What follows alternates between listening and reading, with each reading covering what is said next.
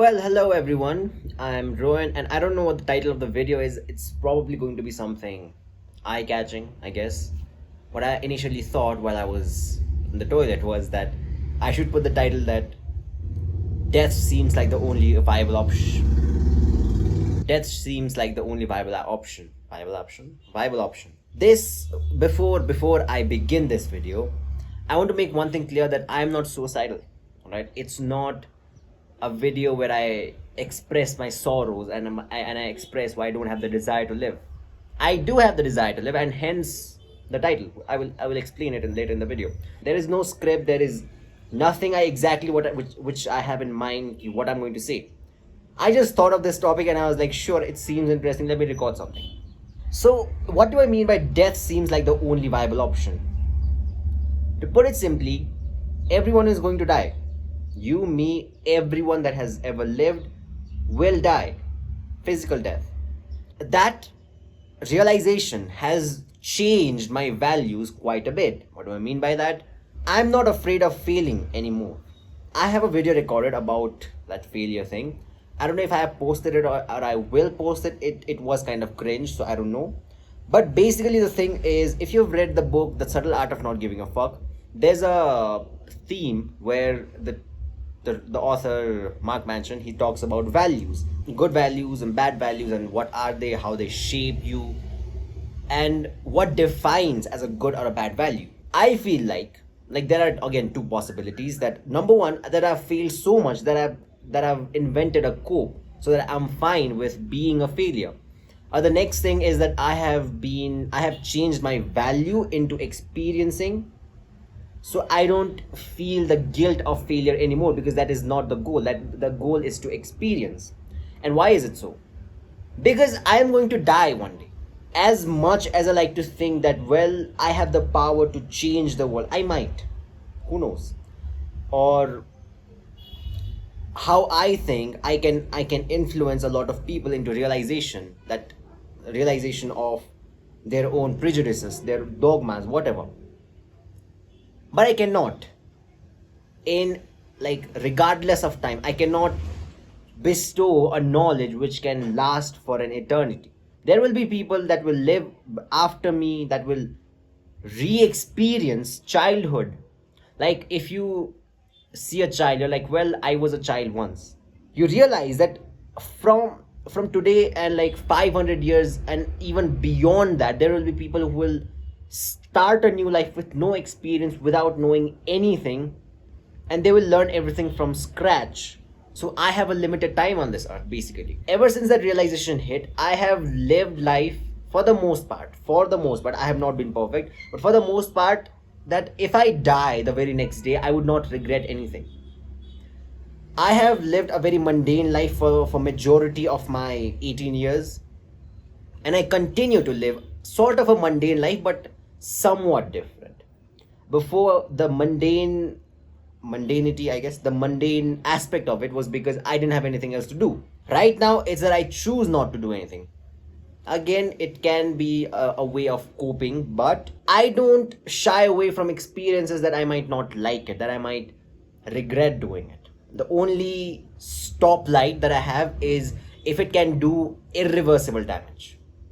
That is one thing which I am somewhat aware of, but other than that, I'm not afraid of any experiences. Even when I say I'm not afraid, I mean, like, I am afraid, but I would still do it. I have the courage to feel that fear, let's just put it like that.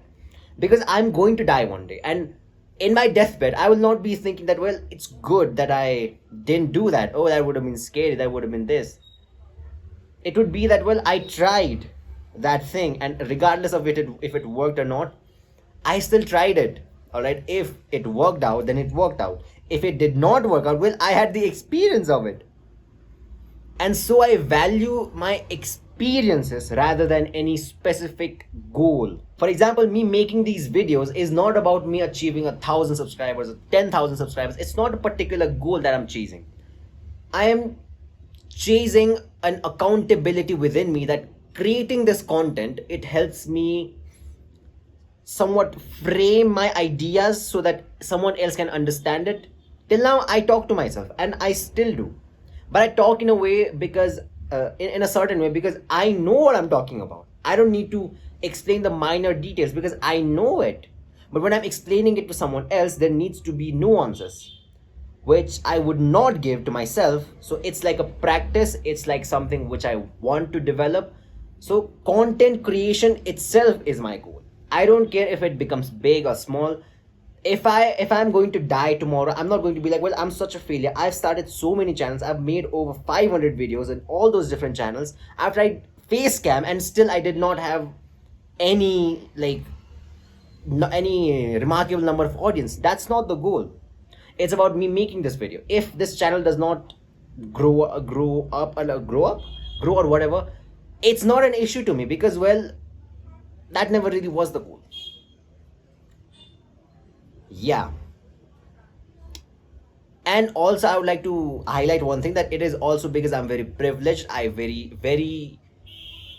acknowledge it. Basically, I acknowledge it. I don't try to hide it. I am fully aware that I'm very much privileged. The fact that I'm recording this phone and an iPhone, it puts me above like a lot of the population that struggle to eat. So I'm very grateful for that. I am. And it helps me choose my own experiences. It helps me live in a bubble apart from reality, you can say that, but I would say that it is a part of reality, just from different monetary lenses. So in the same way, making money, as much money is not the goal, but being able to afford a life where you can view world in your perspective.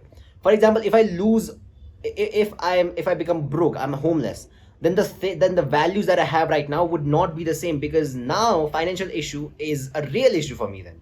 So I have to change my values in this and that.